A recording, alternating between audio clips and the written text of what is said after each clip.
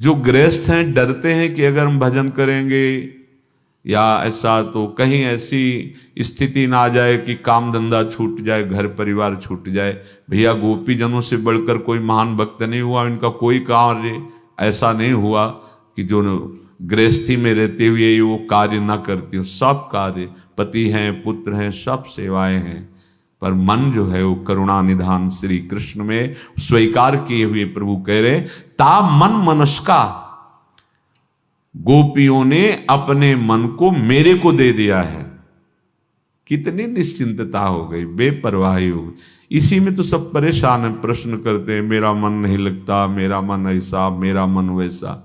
ये लो प्रभु, जैसा है वैसा है, आप लो, आप अपने लायक बना लेना। पक्का वो ले लिए, बस तुम हर बार यही सोचना कि हमने तो दे दिया है प्रभु को, दे दिया है प्रभु को। पक्का वो डोरी संभाल लेंगे, वो ऐसी संभाल लेंगे कि महात्मा बना देंगे, अंदर से महात्मा, बाहर से महात्मा की बात नहीं, डरना मत। नहीं तो हम बड़े प्रश्न आते हैं कि हमारे पति सत्संग सुनते हो, बाबा जी न बन जाए, डर लगता है। अरे आप समझो, स्थिति की बात हो रही है। ये हम लोगों के भाग्य में निवृत्ति मार्ग है, दो मार्ग है, तो एक प्रवृत्ति मार्ग, एक बार रामकृष्ण मिशन में भर्ती हुए तो एक बढ़िया डॉक्टर जो सर्जन थे वो आए और वो थोड़ा बातचीत की, तो उनका आपकी बुद्धि बहुत प्रवीण है, आप बाबा जी क्यों बन गए? तो उनका आप बुरा तो नहीं मानोगे, एक प्रश्न करें आपसे। हाँ, हमको तुम यहाँ के पोछा लगाने वाले क्यों नहीं बन गए, सर्जन क्यों बने? आप यहाँ के पोछा लगाने वाले बनते। बोले मेरे भाग्य में था, तो उनका समझ गए। बोले हम उत्तर मिल गया ये मेरे भाग्य में, ये हम लोगों का सौभाग्य पहले से निश्चित कर दिया गया आचार्य कृपा, गुरु कृपा से, कि तुम निवृत्ति मार्ग में चलो। पर ऐसा नहीं है कि आप प्रवृत्ति मार्ग में हैं तो आपको जो निवृत्ति मार्ग का फल है वो आपको नहीं मिलेगा, ऐसा नहीं है। बिल्कुल ऐसा भ्रम मत रखना, और ऐसा करना भी मत कि सत्संग सुना और मरकट बैराग। ये अंदर की बातें हैं, इनको अंदर देखो। गोपीजन वैसे ही रहती है जैसे घर की बहू रहती है, पूरी वैसी सेवा शुश्रूषा और श्री कृष्ण अनुराग में रंगी हुई, ऐसे ही रहा जाता है। भाई जी हनुमान प्रसाद पोद्दार जी महाराज, वही धोती कुर्ता चश्मा, वैसे ही गृहस्थ वेश, और बड़ी ऊंची स्थिति कि एक विरक्त महात्मा उनके चरणों का आश्रय लेकर आजीवन संग का व्रत ले लिया, जो महान असंग थे राधा बाबा। मतलब आश्चर्य की बात है। किसी से सेवा कराने की वृत्ति न रखे, जब तक शरीर स्वस्थ है। स्वयं पानी लीजिए, स्वयं वस्त्र धोइए अपने, स्वयं अपनी सेवा कीजिए, अवसर मिले तो दूसरों की सेवा कर दीजिए, ये नियम बना लीजिए। ये हमने महापुरुषों को देखा है, जबरदस्ती भले कुछ छीन झपट के हो जाए, नहीं वो अपनी सेवा नहीं देते। शरीर की, वस्त्रों की कोई भी सेवा, जब तक आपका शरीर स्वस्थ है, कोई भी सेवा आप स्वीकार ना करें। हाँ, स्वयं सेवा करें, जिससे आपका हृदय बहुत जल्दी पवित्र हो जाएगा। जानते हो हम दुखी क्यों होते हैं? क्योंकि हम संसार को मन में रख के संसार से सुख चाहते हैं, इसीलिए दुखी होते हैं। मन संसार से निकालकर सुख सिंधु भगवान में यदि जोड़ दीजिए तो तुम्हें दुख का अनुभव ही नहीं होगा। और अगर प्रभु से मन हट करके संसार के भोगों में सुख है तो कभी सुख का अनुभव नहीं हो सकता। आप देख लीजिए, देख लीजिए। नंबर 1 का धन है, देश विदेशों में सबसे आगे, फिर भी हृदय में जलन है, कहीं दूसरे पे ना आ जाए और बढ़े। न जाने क्या क्या चिंताएं, न जाने क्या क्या जलन। बस सच्ची मान लो, अगर समझ आ गई तो निहाल हो जाओगे। संसार को मन में बसाकर भगवत विमुख होकर संसार के भोगों में तुम कभी सुखी नहीं हो सकते। प्रभु को मन में बसाकर इसी संसार में रहते हुए दसों दिशाएं तुम्हें सुखमय प्रतीत होंगी, कभी दुख का अनुभव होगा ही नहीं। भारी दुख की परिस्थिति में भी एक सुख की झीनी सी ऐसी गली दिखाई देगी जहां दुख तुम्हें स्पर्श नहीं करेगा। इस मार्ग में उपासना का दृढ़ भाव पहले ये दृढ़ता बैठा लो कि नाम जप नहीं छूटना चाहिए, ये जीव खाली नहीं रहे। किसी ने प्रश्न किया कि नाम जपते जपते घंटा आध घंटा में हमारे सब ये दर्द करने लगते हैं, ऐसा जिससे बोलते हैं। ऐसा उपासकों को अनुभव होता होगा कि जब हम नाम जप करते हैं ज़्यादा समय हो जाता है तो हमारे दर्द होने लगता है। तो आपका अभ्यास कमजोर है। आप देखना, नाम जपते जपते उपांश में पहुंच जाओगे, जिससे इसका एक क्रम है। उपांश में जपते जपते मानसिक में पहुंच जाओगे। ऐसा नहीं है कि थक गए और छोड़ दिया। इसीलिए कहते हैं थोड़ा संयम से रहो, ब्रह्मचर्य से रहो, पवित्र रहो, आहार विहार ऐसा रखो जिससे अभी शरीर स्वस्थ रहे, क्योंकि आपको अभी अभ्यास परिपक्व करना है। अगर अभ्यास परिपक्व नहीं हुआ तो ये ठीक कह रहे हैं, जो ऐसा बोलते हैं वो ठीक कह रहे हैं, क्योंकि इसी मार्ग से चले हैं। तो बहुत से साधकों से, बहुत से ऐसे कि जैसे बार बार राधा राधा राधा राधा राधा राधा राधा राधा राधा राधा राधा या नाम लिखना, तो यहाँ दर्द होना शुरू हो जाना या ऐसे थकान सी लगना, ये अभी अभ्यास की कमजोरी है और संयम की कमजोरी है। जैसे आप राधा नाम का ध्यान कर रहे हैं तो संयम ठीक ना होने पर आज्ञा चक्र पर आपके दर्द शुरू हो जाएगा, यहाँ बोझा लगने लगेगा, नहीं बन पाएगा। अगर संयम सही तो वहीं आनंद की धारा स्फुरित होने लगेगी। हारना नहीं है, नहीं हारना। 1 घंटे लड़ाई हो तो किसी का मुंह थका है आज तक? 2 घंटे प्रपंच की चर्चा हो, भला किसी का मुंह थका है? ये मन की चाल है, इससे थोड़ा सावधान रहिए। तो सदा श्यामा श्याम के नाम का नशा पड़ जाए जपने का, ये होता है।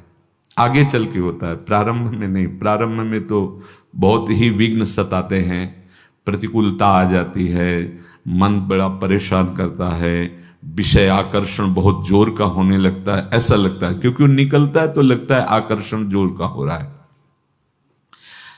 वो अपनी कल्पना का दुख होता है।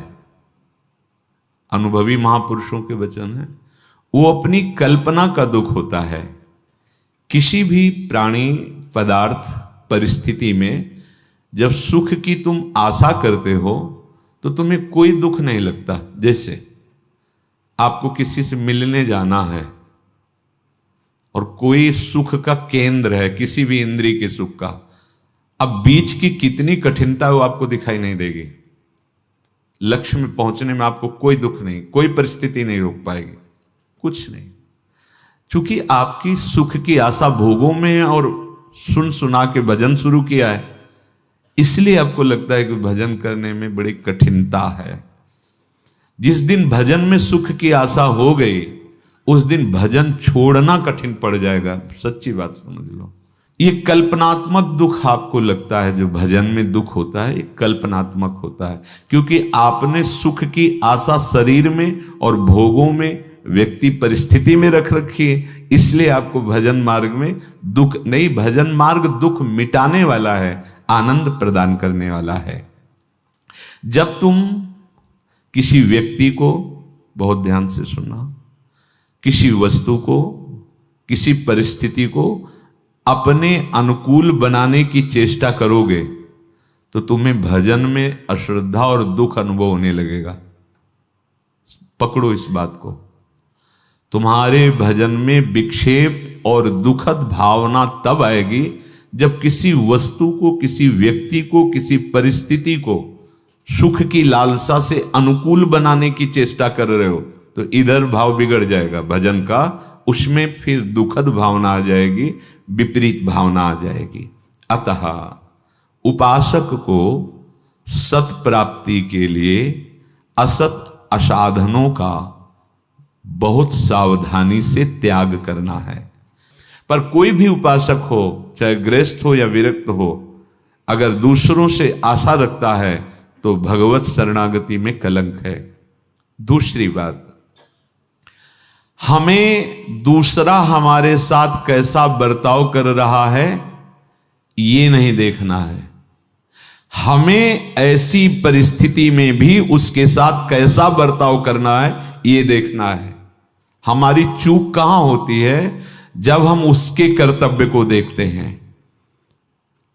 अगर तुम्हें ऐसा लग रहा है कि उसका कर्तव्य ठीक नहीं है, वो हमारे साथ ऐसा बर्ताव कर रहा है, तो क्रिया पे मत टिको, तत्काल कारण पे पहुंचो तो शांत हो जाओगे। उस क्रिया का कर्ता कौन है? कारण कौन है? बोले आपका कर्म ही है, या अगर कर्म को नहीं मानते हो तो हर क्रिया का कारण भगवान। मतलब ये हमारे साथ जो बर्ताव हो रहा है, ये हमारे किसी पाप का क्षय हो रहा है। ध्यान से। दूसरी बात उपासक की है कि वो सामने वाले के ऊपर आरोप न करे कि वो कैसा व्यवहार कर रहा है। उसे ये देखना है कि ऐसी परिस्थिति में हमारा कर्तव्य क्या है, हमारा उसके साथ कैसे व्यवहार होना चाहिए। तीसरा, अपने लिए न्यायपूर्वक विषय सेवन करो, जैसे जैसी आज्ञा है, धर्मपूर्वक। दूसरे के लिए सेवा का अवसर आवे तो अपनी चिंता छोड़कर उसकी सेवा कर दो। वो व्यवहार करो, वो बर्ताव करो, वो सेवा करो जिससे उसको सुख पहुंच जाए। फिर अपने भोजन की परवाह, अपने विश्राम की परवाह भी छोड़ दो। देखना कैसे आपको लाभ मिलता है। चौथा, अपने जीवन में किसी भी परिस्थिति में निराशा या विषाद को आने की जगह मत दीजिए। अब क्या होगा? बड़ा मंगल होगा, कोई हरि विधान रचे होंगे। नहीं, वो जो मंगल था हम समझ रहे थे वो तो हट गया, वो अब विषाद ही विषाद। नहीं भाई, मंगल भवन हर समय हमारे साथ हैं। कदम कदम पे जो आवश्यकता होगी वो पूर्ण होगी। मुझे भगवान पे विश्वास है, परिस्थिति या व्यक्ति पे नहीं। जीवन में निराशा ना आने पावे, विषाद ना आने पावे। तुम्हारा अपमान हो तो तुम विचार पूर्वक आनंदित होना, तुम्हारे पाप नष्ट हो रहे हैं। तुम्हारा सम्मान हो तो तुम सावधान रहना, कहीं देहाभिमान पुष्ट ना हो जाए। पांचवी बात, अपने मन से अपने हित की बात प्रभु के ऊपर समर्पित कर दो और दूसरे की हित की बात सोचो। हाँ, सुख देवे को चावचित, सब सो हित निष्काम, या सुधर्म हरिवंश को नाम गिरा विश्राम।